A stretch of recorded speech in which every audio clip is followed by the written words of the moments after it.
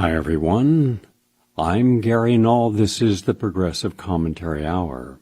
Today, our theme, American interventionism. How the United States interferes in the outcome of elections and promotes regime change around the world. Why are they allowed to get away with it? My guest from Pittsburgh is Professor Dan Kovalik, K-O-V-A-L-I-K. Dan is a human rights and labor justice attorney, a peace activist, an adjunct professor of international human rights, University of Pittsburgh School of Law. His work is focused on Latin America. He has worked on tort cases against Coca Cola, Drummond Company, and Occidental Petroleum over human rights abuses in Colombia. Christian Science Monitor named him as one of America's most prominent defenders of Colombian workers under threat of assassination, which earned him a Project Censored Award. Dan also works as the Senior General Counsel for the United Steelworkers Union. He's a graduate of Columbia University Law School. He contributes frequently to Counterpunch, TeleSur, Huffington Post, and other sites. He's published books on the scapegoating of Russia and the United States' efforts to overthrow the Iranian government. His most recent book is The Plot to Control the World, How the U.S. Spent Billions to Change the Outcome of Elections Around the World. Nice to have you with us today, Dan. Thank you, Gary. Glad to be back. Right now, as we speak, special forces are assembling in Puerto Rico. Also today, just an hour ago, Brazil's vice president said the United States will not be allowed to use its territory to invade Venezuela. You have right now the entirety of the American media, from the left to the right, with the exception of some of the more progressive sites that actually take the time to do their homework and know the truth, that Venezuela, Maduro, its president, pose no threat to anyone, least off their own citizens. We've been led to believe by the very selective editing of the news that we receive that Venezuelans are dying, committing suicide, eating grass, starving to death, all because of socialism. This is coming from a country that socializes all major corporations, and we the people pay for that, and yet they're able to keep their profits under their own corporate principles. This is from a country that has been engaged in 69 separate coup attempts or support of regime change against the election of people that would not be in alignment with America's hegemonic principles. We've been lied to, manipulated. Before we get to you, I want to share something with one of the world's greatest journalists and documentarians, John Pilger, from Countercurrents. The war on Venezuela is built on lies. Quote, traveling with Hugo Chavez, I soon understood the threat of Venezuela. At a farming cooperative in Lara State, people waited patiently and with good humor in the heat. Jugs of water and melon juice were placed around. A guitar was playing. A woman stood and sang with a husky voice. What did her words say, I asked. They are very proud, was the reply. The applause for her merged with the arrival of Chavez. Under one arm he carried a satchel bursting with books. He wore a big red shirt and greeted people by name, stopping to listen. What struck me was his capacity to listen. But now he read. For almost 2 hours he read into the microphone from the stack of books beside him. Orwell, Dickens, Tolstoy, Zola, Hemingway, Chomsky. A page here, a line or two there. People clapped and whistled as he moved from one author to another. Then farmers took the microphone and told him what they knew and what they needed. One ancient face, carved, it would seem, from a nearby banyan, made a long critical speech on the subject of irrigation. Chavez took notes. Wine is grown here, a dark type of grape, John said. He likes red wine, Chavez told the cheering, whistling audience. Watching Chavez made sense because what he promised, he delivered. From that, we understand something that is not told in the American media. Chavez was the hero for the working class and the poor. He brought schools where there were none, food where there were empty stomachs, and he brought cooperatives, medical cooperatives, clinics, where before, with all of its wealth and its aristocracy, they held in these people in utter disdain. They deprived them even of the basics. As a result, Hugo Chavez won every single election he was in. And now Maduro, his replacement, is under attack. This is from Craig Murray, just one page, The Vultures of Caracas. We're frequently told that people in Venezuela have no food, clothing, or toilet paper, and that popular discontent with the left-wing government is driven by real hunger. There are elements of truth in this story, though the causes of economic dislocation are far more complex than the media would have us believe. But I ask you to look at this photo of supporters of CIA poster boy of the West, unelected president, taken at a rally in Caracas 2 days ago and published yesterday in security services, including The Guardian. Please take a really close look at the photo. Blow it up as big as you can. Scan individual people in the crowd, one by one. These are not the poor. These are not the starving. As it chances, I have a great deal of life experience working amongst the seriously deprived, hungry, and despairing people. I know the gaunt face of want and the desperate glances of need. Look at these supporters of this non-elected American puppet. One by one, look at them. This designer spectacle, well-coiffed, elegantly dressed, sleekly jolted, group does not know hunger. This group does not know from want. This is the proper right-wing gathering, a gathering of the nicely off section of society. This is a group of those who have corruptly been siphoning Venezuela's great wealth for decades and who want to make sure that the paltry amount that they receive now is replaced with a gravy train flowing properly in their direction. Again, it is in short a group exactly the kind of people you would expect to support a CIA coup. Those manicured hands raised in the air will never throw rocks or get involved in violence unless against a peasant strapped to a chair for them. It is not this crowd which will suffer as public disorder is manipulated and directed by the CIA. These wealthy ones are immune, just as Davos serves as nothing but an annual reminder of how very poorly God aims avalanches. There is real suffering in Venezuela. The CIA is working hard to stoke violence, and the genuine poor will soon start to die, both in those egged on to riot and in the security services. But do not get them taken in by the complete nonsense that this is a popular democratic revolution. It is not. It is yet another bare-faced CIA regime change coup. The forum is yours. Well, I think, it's not just even about socialism. Look, the U.S. is an empire. We have to start with that premise. We have anywhere between 800 and 1,000 bases around the world, which gives, to put it into some perspective, the great Roman Empire, the Holy Roman Empire, had about 33 bases.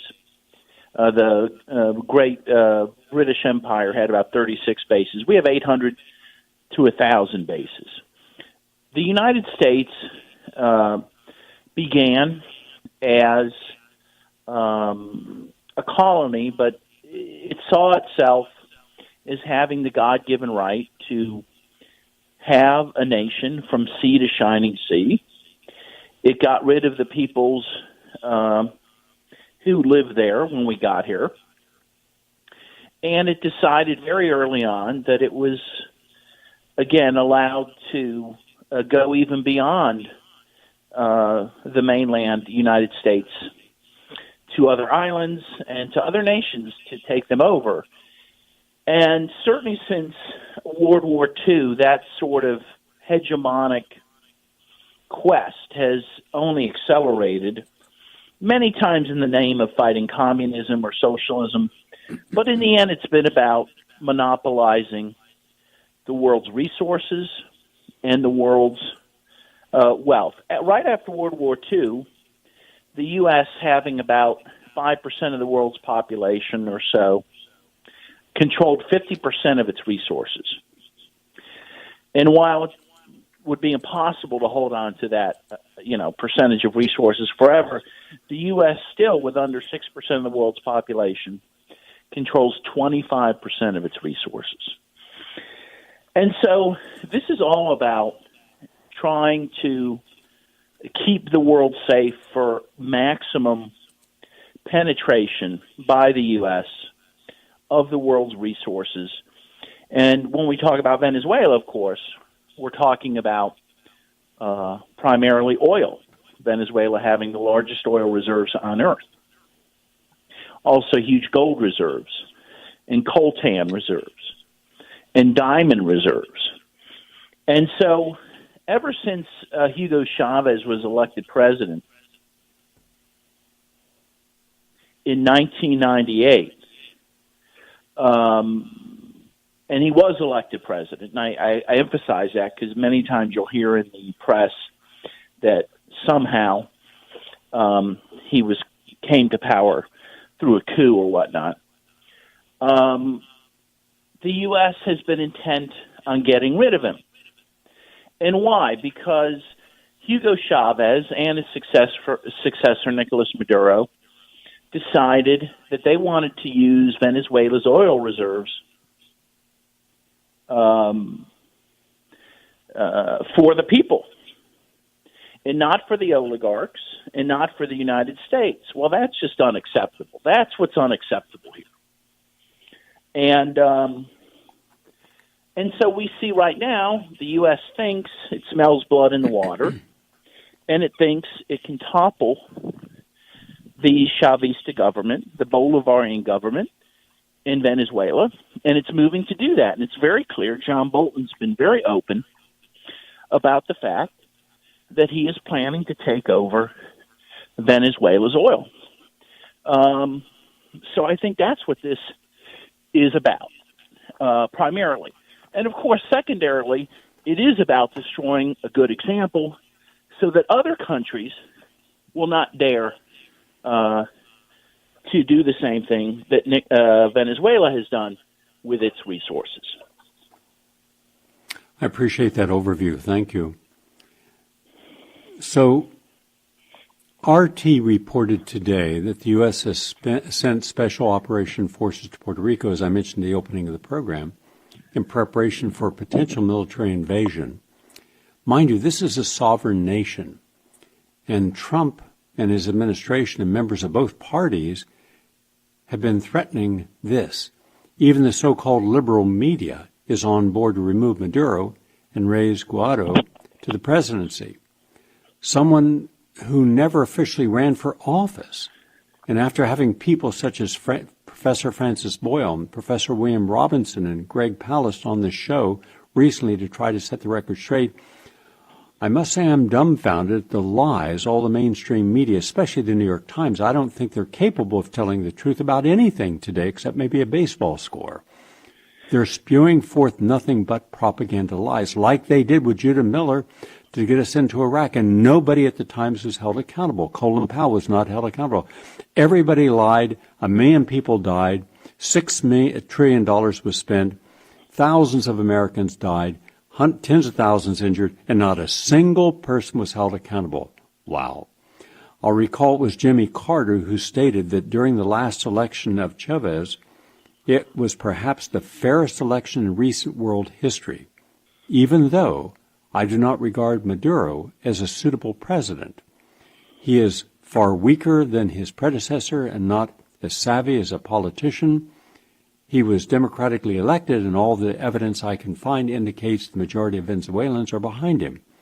And we are seeing some of the most ridiculous operations underway by Maduro's opponents and backed fully by the United States. And, of course, anything we do, Great Britain, the lapdog that it is, will be right there at our tail. And nobody in the media is speaking about the hardships U.S. sanctions have had on the country since Obama levied them. And mind you, Obama has never been called out by the left for anything, for his bombings, for his killings, nothing. And so please give us your analysis of the situation unfolding in Venezuela as we speak. And aside from Venezuela's possessing, as you just mentioned, the world's largest reserves in oil and also gold, what are the other fundamental reasons why the U.S. is determined to oust Maduro? Yes.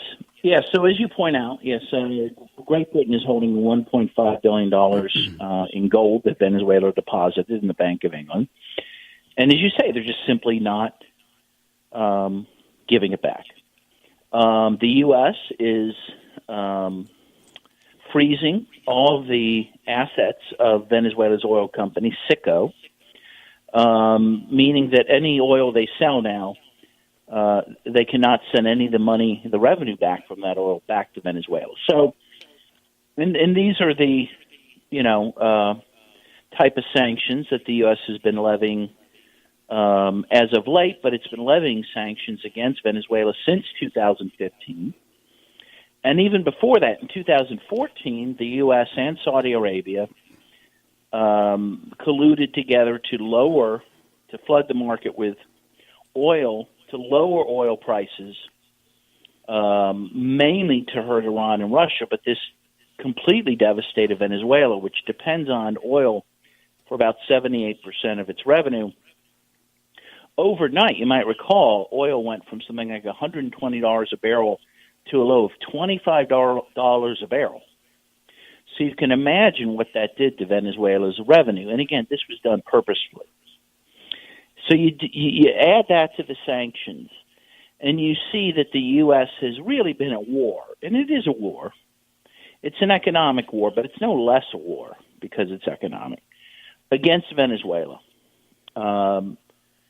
For some time, certainly since 2014, but even before that, because we also have to remember the U.S. backed a coup against Chavez, which lasted for a couple of days back in 2002. The U.S. supported a management strike against the National Oil Company back in 2002 2003. So the U.S. has been undermining Venezuela in various ways for many years now. And as you say, the media has not given the American people any glimpse that this has been happening. All the ills that Venezuela is suffering, economically and otherwise, are all blamed on the government there, right? We don't see any link. We're never shown the link between the sanctions and the economic woes in Venezuela. Last year alone, over $20 billion. Venezuela suffered over $20 billion in losses due to the sanctions in 1 year alone. And yet that is never connected with the deprivations that people are enduring in that country. And that is a great failure on the part of the media not to point those things out.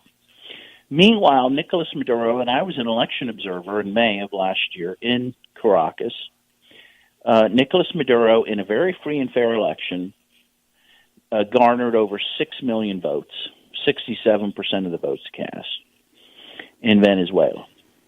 Meaning, one, he's the legitimate president. But two, it means that he has over 6 million people who support him, at least, right? And yet we never, ever, in the mainstream press, hear from one of those voices, from one of those 6 million people who support him.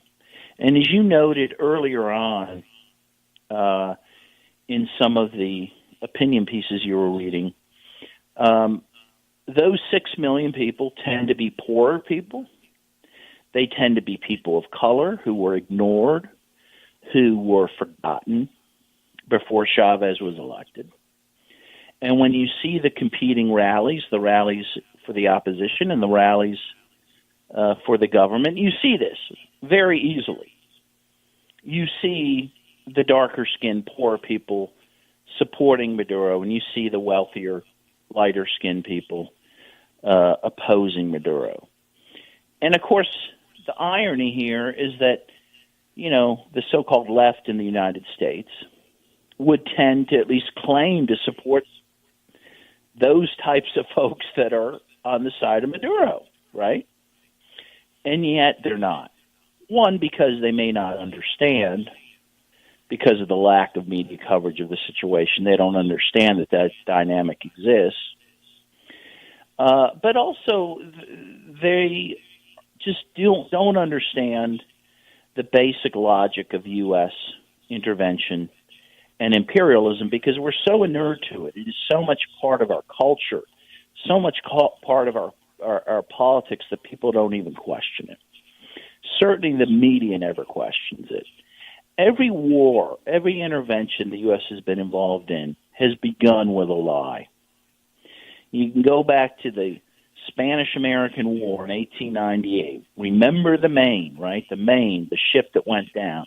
We blame the Spanish. It turns out, in fact, there was probably a boiler explosion from within that brought that down. You have, of course, the Gulf of Tonkin lie, which got the U.S. deeper into Vietnam. You have the lie about weapons of mass destruction in 2003, which paved the way for the war in Iraq. You have the lie about the babies being thrown on the hospital floor in Kuwait by Iraqi soldiers in 1990 that paved the way for that war. You have in Libya the allegation that was completely ridiculous and untrue that Gaddafi was giving Viagra to his soldiers to engage in mass rape, which paved the way for the war there. Over and over we are lied to justify war. Over and over the media, including the paper of record, the New York Times, lies us into every war. And we end up realizing this once the war begins or once the war's over. Oops. What we were told happened never happened. But then we block that out and we're lied into the next war very easily. There's this incredible amnesia amongst the American people, which prevents them from opposing the next war, right? And so now we are being lied into the next war with Venezuela. We are being told that Nicolas Maduro is starving his own people, when in fact the government of Nicolas Maduro provides subsidized food to people, even though the government of Nicolas Maduro spends over 70% of the revenue it's able to bring in on social programs, even though the government of Nicolas Maduro has been building homes for the poor. Over 2.5 million homes have been built since Chavez was elected, and Nicolas Maduro continues that housing program. But this is the guy we are being told is starving his own people. In fact, it's the U.S. that's starving the Venezuelan people, and then blaming them for starving. Meanwhile, the U.S. and Canada purport to give, a token amount of aid to Venezuela while they're costing the Venezuelan economy billions of dollars. It's a quite sick situation that's unfolding. And that, again, it's not just that the press is unfair about the coverage. It's that the press totally blocks out any other narrative on what's happening. And it's also that the press obsesses about Venezuela and all the problems there. If you obsessed about the problems of the United States every day, like you obsess with Venezuela's problems, you might think we needed humanitarian intervention to deal with the over 2 million people who are in jail, more jailed people than any country on earth, as an ultimate total number and also as a percentage of the population. Dan, let me just intervene for Yes. a moment here. If people are just tuning in, I'm Gary Null. This is the Progressive Commentary Hour. My guest is Professor Dan Kovalik. We are talking about interventionism, hegemony around the world, and we were just discussing one country, Venezuela. Now, Dan, I'd like you to shift gears, please, and I'd like you to talk about that all of the emphasis now is against Iran. We support Israel, an apartheid state, against Iran. We support Saudi Arabia, a terrorist state, hostage to anything of common sense. They are one of the most barbaric countries in world history, beheading gays, beheading anyone they disagree with, stoning people to death, lashing women who've been raped for the crime that they allowed themselves somehow to be raped. And these are the people we do business with. We should have nothing to do with this backwater regime. And it's an absolute monarchy. Kuwait, no better. United Arab Emirates, no better. Qatar, no better. And so these are the people we align with, and it's all about Iran. Well, why don't you take us back to 1953, actually 52, and under Eisenhower later get turned over from there. It was Truman who originally was given the idea, let's do something. The CIA and the British intelligence worked together. In fact, it was the Office of Strategic Planning, and then it was the M15 who got together and started putting pressure because Mossadegh, well, I'm not going to tell the story. You tell the story of Iran and how Iran could be our partners in world peace today instead of being demonized. Also Guatemala, the Congo, Vietnam, Chile, and other Central American nations that we engaged in regime change, causing the death and disappearance and torture of a lot of people. No one knows the actual numbers, and not a single person who was responsible was held accountable. Not a single person in the media apologized. And also, during all this time, there was one legislator. We don't have any such people today in Congress, none. But we had one legislator, his name was Frank Church, who had the courage to take on the establishment, and he took on the CIA. And the CIA director at that time, Colby, acknowledged that they had 1,300 assets in the media. They controlled the major media. So it didn't stop, it only increased from there. So take us on a tour of what happens when we intervene in a country and the unintended or intended consequences of that action. Yes, so as you know, Iran was, in fact, the first CIA coup operation. As you say, it began in 1952. And the issue was that their democratically elected prime minister, Mohammad Mossadegh, a very gentle man, a guy who actually conducted most of his business from bed in pink satin pajamas, interestingly enough, with the support of his parliament, decided to nationalize Iran's oil industry, which at that point had been controlled and wholly owned by the British. British Petroleum. Right. It became known as British Petroleum, right. And moreover, Mossadegh offered to pay compensation for nationalizing that. Now, there were disagreements about how much he should give, and it was this disagreement that led to Britain wanting to overthrow Mossadegh. And interestingly, in 52, it was the Labour government that was in charge of Great Britain, and it was itself involved in nationalizing industry in Britain. But Iran was not allowed to nationalize its own industry. And so at first, there was a run with Truman to support a coup against Iran, and he was just not he had no interest in a coup at that point to help out the British oil industry. And so Churchill, though, was then elected, and he decided to make another run at the U.S., this time with Eisenhower, and to claim that somehow Mossadegh was a communist threat.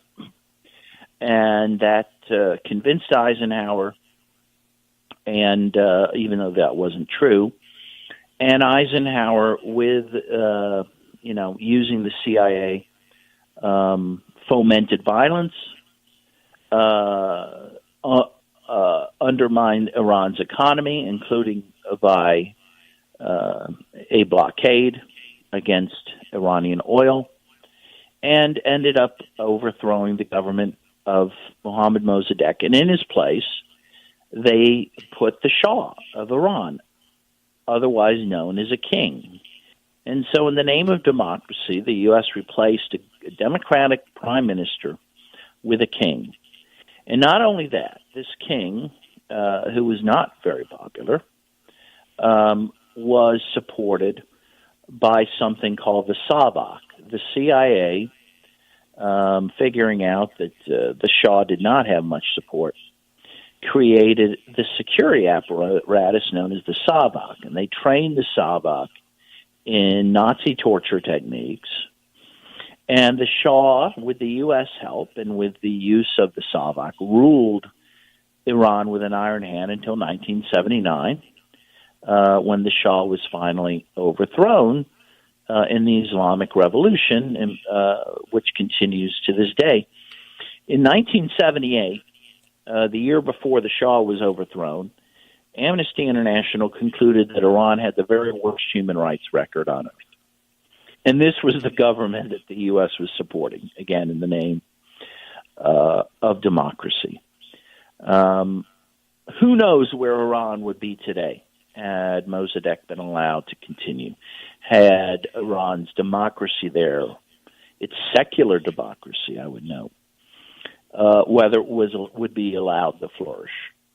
We'll never know. And as you point out, the CIA then would quickly turn its sights on Guatemala, overthrow the democratic president there, Jacobo Arbenz, because he wanted to give land to the poor, to the peasants, and he, again, wanted to pay for unused land to be able to do that. A lot of that unused land was owned by United Fruit Company, now Chiquita Banana, who was upset by this. And by the way, the Dulles brothers, Alan and John Dulles, the head of the CIA and the Secretary of State, respectively, both had interest in United Fruit, as they did, by the way, both of them in the British petroleum industry of Iran, convinced Eisenhower to overthrow Arbenz. And they did overthrow Arbenz, and they established the U.S. established a series of military juntas which ruled Guatemala for decades, and which killed around 200,000 people, mostly Mayan Indians, in what is now known as a genocide. And we can go on and on, but this is the type of game the U.S. has been playing for many years, and what we're seeing in Venezuela is a repeat of what we saw in Iran and what we saw in Guatemala and what we saw in Chile in 1973 when the U.S. overthrew a democratically elected president and put in place a fascist general, Augusto Pinochet. And so people need to know this. They need to know that the U.S., despite claiming to support democracy, rarely does. The U.S., in fact, supports, at this present moment, 73% of the world's dictatorships. And, in fact, as Eduardo Galeano, the great Uruguayan writer who wrote Open Veins of Latin America, has correctly pointed out, every time the U.S. Attempts to save another country, it turns it either into an insane asylum or a cemetery. And unless we know that history, we're going to continue to march forward with these interventions, which are invariably disastrous. Well, Dan, it's just common sense and reason that if you're in a position of power, if your corporate interests align with those who are oligarchs in a country, and you can use the World Bank, the International Monetary Fund, you can use different organizations and Astro Group to get power, get a position in that country, like United Fruit did, then you're going to take advantage of it. And unfortunately, the American media is never the first to ring the alarm that something is amiss, nor are they there to hold people accountable if those people who are accountable, like Obama and Clinton's, are part of their group, inner group. So that doesn't surprise me. I see nothing changing. What I'm concerned with right now is in Latin America, you have a radical turn toward the right. Apparently, all the newly elected Latin American presidents are either corporatist or heavily aligned with free market capital. Bolsonaro in Brazil is especially disturbing. He is like a modern-day Mussolini, and he's proud of it. All of these people are determined to build closer relations with the United States. So do you observe any American plot behind this wave of change, and how much of these efforts might be related to successful inroads China has been making in Latin American nations?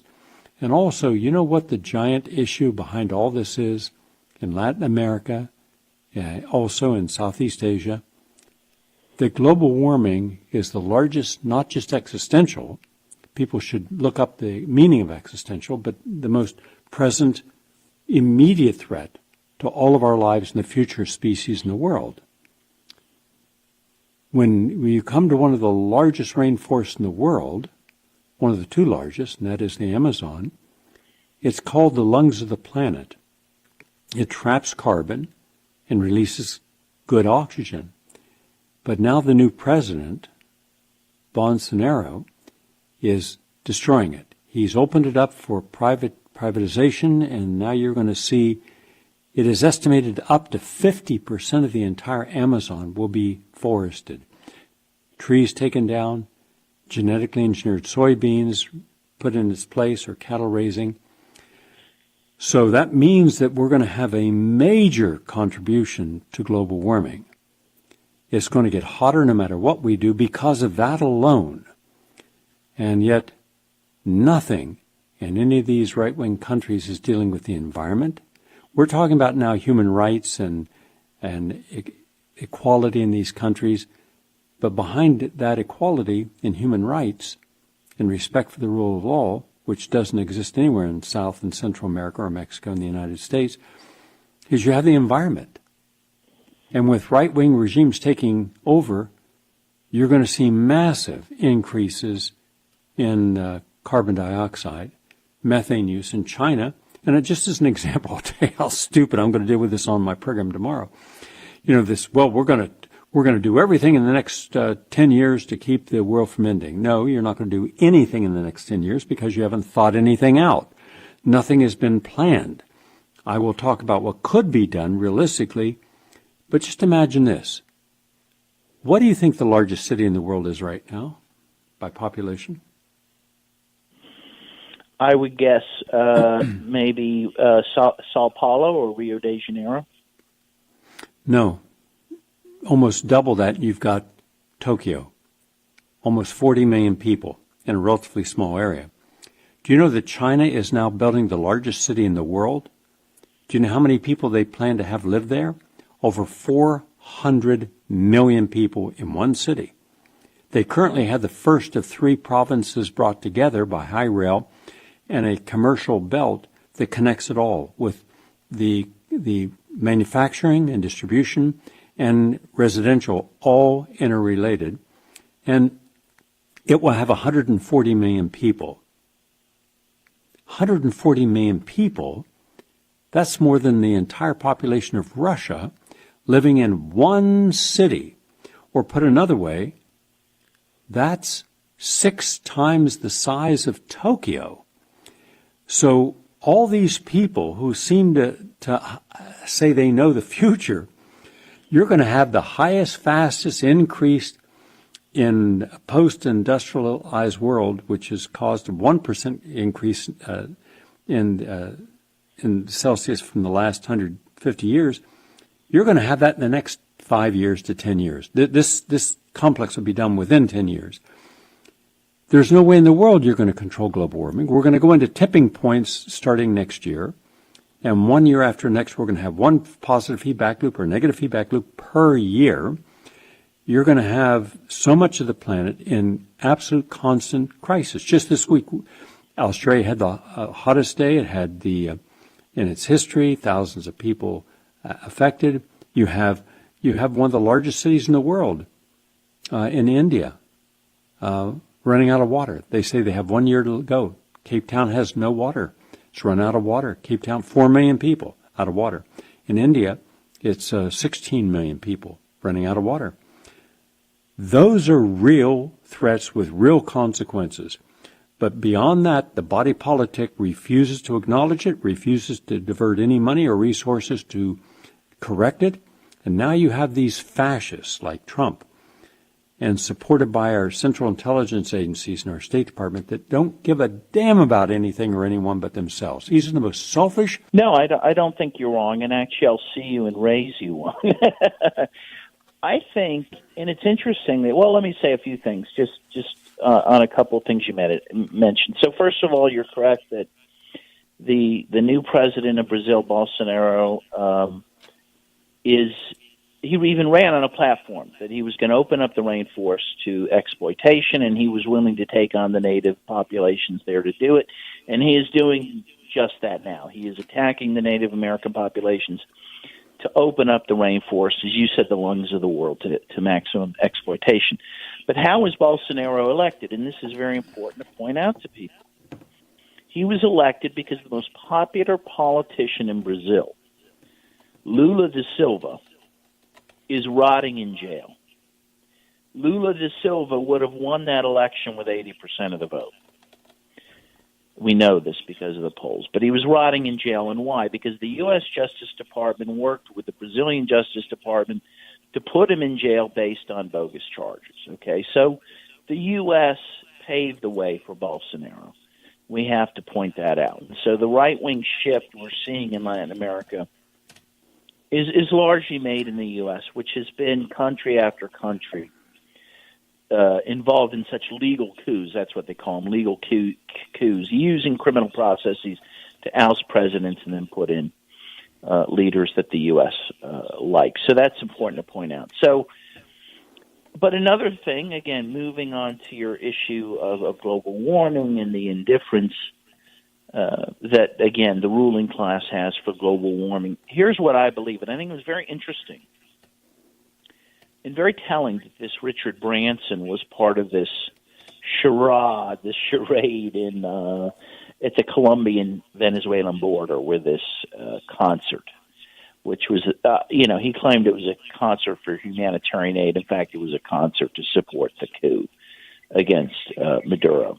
And why is that interesting? Because Branson, the billionaire Branson, one of the things that he is very deeply involved in is his own civilian space program. He's flying, if you have enough money, millions of dollars, you can fly one of his spaceships in the outer space. So why is this of interest? Because, and I'm not the only one saying this, there's been a number of interesting articles about this, that there are, amongst the super wealthy, they have decided that the world is finished, that it is beyond reclamation because of global warming and other environmental issues. And so that now they are developing their own escape plan to get out of the earth. Now, some, by the way, are decided they could move to New Zealand, and somehow New Zealand is more weatherproof than other places, so some people are buying up properties there. But others, as we know, like Branson and his rich friends, just want to leave Earth. They want to go into space. They want to go to Mars. They want to populate other places, having given up on Earth. And what we see then is that amongst the ruling class and amongst many of the governments in the world, they've given up on fighting global climate change because they have decided instead they're going to do what they can to amass as much wealth as they can as quickly as possible for themselves, even if that means accelerating global warming, so they can use that wealth to escape global warming and, in some cases, as in the case of Branson and others, to escape the Earth itself. This is a very pernicious thing, but this is very real. That's a very good idea. I would love to see Branson, the Clintons, and Obamas, and all the powerful people in Washington and all corporate America all get on a spaceship and go to Mars. Yeah, That'd be a great idea. In a way, leave the planet for us. The only salvation, truthfully, is probably to find a way to ground those spaceships to make sure those people have to live with the results of their own conduct. It's the only way the conduct will change, You and I both know that even the Nazis who headed the party managed to get out through the Vatican Railroad and ended up in Venezuela, Paraguay. They were safe and they were well fed the rest of their lives. Very few, well, many like ended Eichmann, up actually got with Operation Paperclip. That's correct. But just today on the media, especially the left media, we hear about we should have Maduro removed because we care about the starving children in Venezuela. That's a good idea. Why weren't you concerned over the last 4 years about the hundreds of thousands, millions of starving children in Yemen? A war that you never spoke about until you could say something in the last 3 months against Trump. But what about all the millions of children? 19 million people are starving to death in Yemen. We are blockading any humanitarian supplies or allowing Saudi Arabia, our ally, to block them. So don't tell me you're for the starving children of Venezuela when you're not for the starving children of Yemen, and you haven't done a single thing that I can see to help the 16.6 million hungry or what are called food-deprived children in the United States, kids going to bed hungry because their parents didn't have enough food for them, the innocents, or the 2.5 million children who leave school each day but don't have a home to go back to.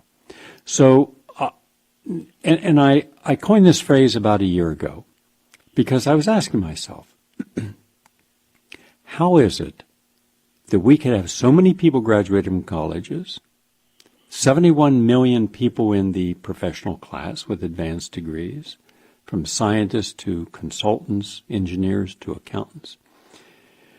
And yet, we have the highest degree of obesity.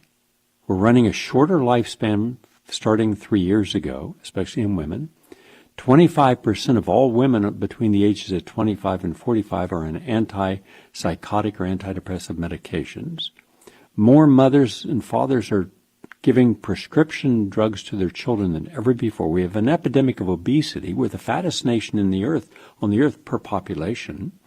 We have an epidemic of heart disease, dementia, Alzheimer's, inflammatory diseases, and diabetes. Nearly 1 in 3 American adults is diabetic or pre-diabetic.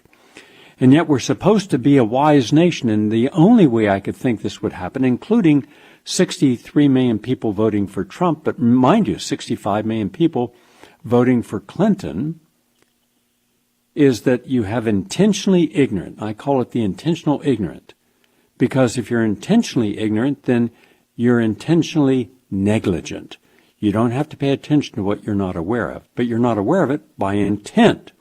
I don't want to know the truth because I may have a pang of conscience, guilt, or remorse for doing the wrong thing, so I simply will do what I'm conditioned to do.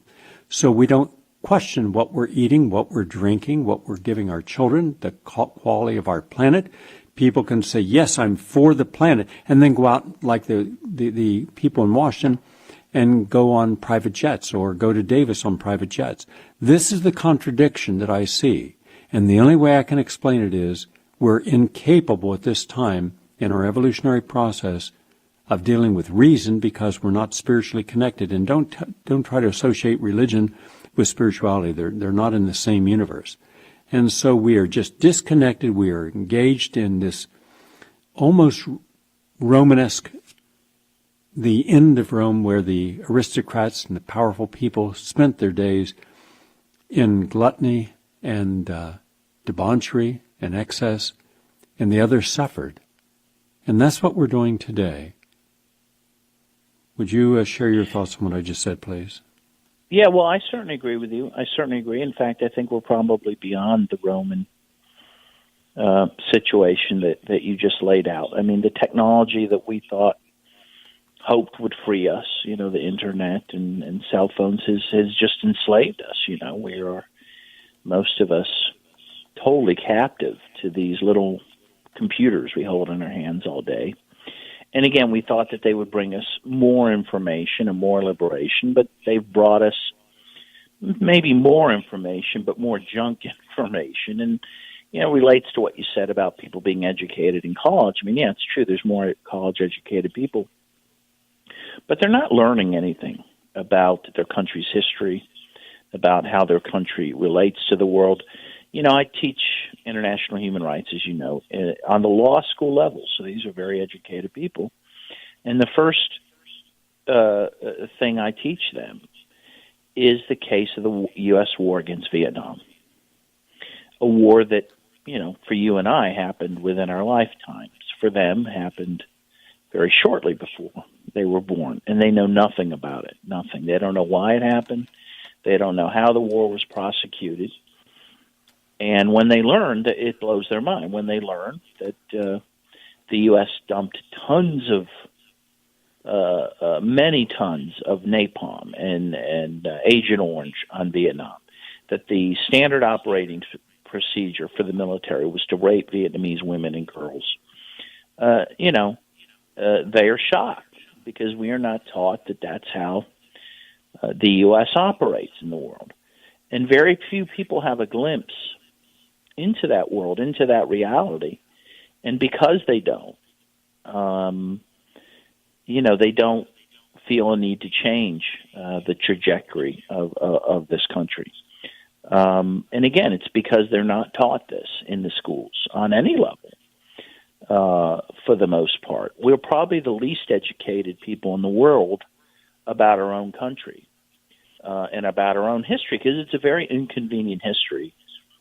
It goes quite against the idea that the U.S. is some beacon of democracy and freedom in the world, when in fact everything it's actually done since its birth has been largely counter to democracy and freedom.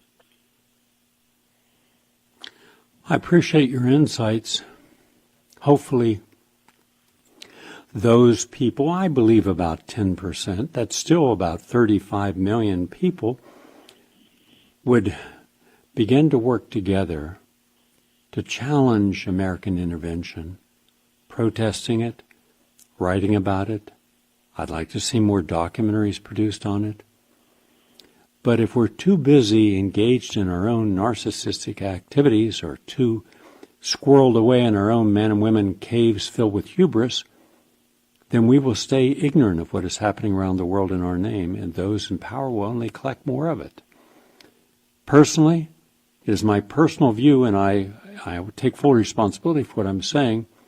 I believe America now is a full-fledged police state, providing us only with enough freedoms, as long as those freedoms do not in any way criticize or jeopardize or threaten the status quo, we're allowed to engage them. The moment we speak up, the moment we step out, the moment we declare that we have a right and an obligation, moral obligation, to challenge injustice, we then will be the target of that statement. And then we'll see those people going to jail who uncovered corruption. And those people they uncovered who were corrupt, maintaining the power with a smirk and a wink. They control the judiciary, the clowns we call our Supreme Court, the dysfunctional two bodies that we call the House and the Senate, and the deplorable stench that you must turn away from looking even in the direction of the White House because of how bad it is. Those are my thoughts. Your final thoughts, please. Well, yes, I certainly think, I agree with you that we're certainly becoming a nation that is not free, that is, it certainly already is a nation that is the most ideologized country that's ever existed, where people are most kept from the truth by a very sophisticated press and media system, which is designed to prevent you from understanding the truth, especially as it relates to U.S. Foreign policy. But still, that truth, to end on a positive note, that truth is discoverable, and people have to go out of their way to discover it, and they need to resist, and they need to build a peace movement that will end these interventions around the world, not only for the benefit of the people we're intervening against, but for our own good. We can't continue to spend trillions of dollars on wars that do nothing but destroy, while our own infrastructure decays, while people go to bed hungry in this country, while people do not have health care.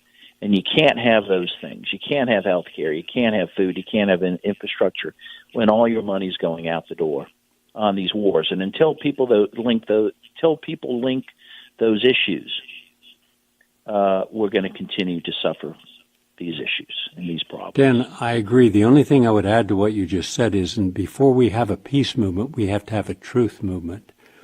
You're only going to be enraged enough to engage into a peace movement when you know you've been lied to and know what the real truth is. Thank you for all your good work of bringing us the truth. Dan Kovalik, professor down in Pennsylvania, University of Pittsburgh School of Law, and one of America's leading peace activists and human rights attorneys. We appreciate your input. Thank you. Thank you, Gary. Thank you, Gary. I'm Gary Null. This is Progressive Commentary Hour. Thank you all for listening. Have a nice day. Hey, what's happening? Brother, what's up? This is a groovy party, man. Yeah, brother, I can dig it. Right on.